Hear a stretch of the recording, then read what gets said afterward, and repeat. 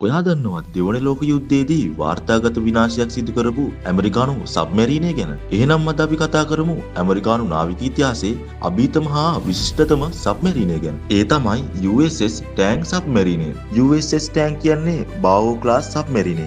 ඒ නිමා සිදුවන්නේ පෝර්ට්ස්මත් නේවල් ෂිප්යාඩ් එකේ 1943 සැප්තැම්බර් 15 දිග ෆීට් 311ක හා වැඩිම වේගයේ නෝට්ස් 23කි. මේ මූලික කාර්ය ලෙස ටර්පිඩෝ වාහක හා සංනිවේදන නෞකා විනාශ කිරීම කැපී පෙනෙනවා. මෙම USS ටැන්ක් සබ්මැරීනයේ යුද්ධය අතරතුර සතුරු නෞකා 33කට අධික ප්‍රමාණයක් විනාශ කරමින් US Navy එකේ ලේඛනගත වාර්තාවක්ද පිහිටුවා ඇත. මේ ඉතාමත් සාර්ථක ලෙස කටයුතු කළේ පැසිෆික් සමුද්‍රයේ වන අතර තනියම නෞකා කණ්ඩායම් පිටින් විනාශ කරපු එකම රාත්‍රියේදී නෞකා 5ක් විනාශ කරපු වාර්තාවක්ද මේ සතු වනවා. මෙයට නායකත්වය දුන්නේ කමාන්ඩර් රිචඩ් ඔකේන් විසිනි. ඔහු ඉතාම නිහඬ නායකයෙක් වුණත් ඔහුගේ ශනික තීරණ වගේ විශිෂ්ට නායකත්වය නිසා මේ ජයග්‍රහණ රැසක් ලබා ගනිමින් වාර්තාගත සබ්මැරීනයක් බවට පත් වුණා. 1944 ඔක්තෝබර් 24 USS ටැන්ක් එක මගින් ජපන් නෞකා දෙකක් විනාශ කළා. නමුත් අවසානයේ තමන්ම වූ ටර්පිඩෝවක් ඩිෆෙක්ටිව් වීමෙන් තමන්ගේම සබ්මැරීනයට වැදීමෙන් මේ විනාශ වුණේ. නමුත් මේ කපිතාන්වරයා වූ රිචඩ් හා තවත් නාවිකයන් පිරිසක් දිවි ගලවා ගැනීමට සමත් වුණේ. ඒ වගේම ඔවුන්ව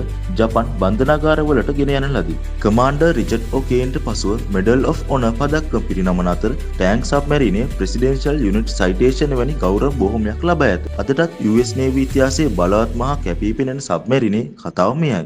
ඉතින් මෙවැනිම නිර්මාණ ගැන දැන ගැනීමට ලයික් එකක් දාලා දිගටම එකතු වෙලා ඉන්න.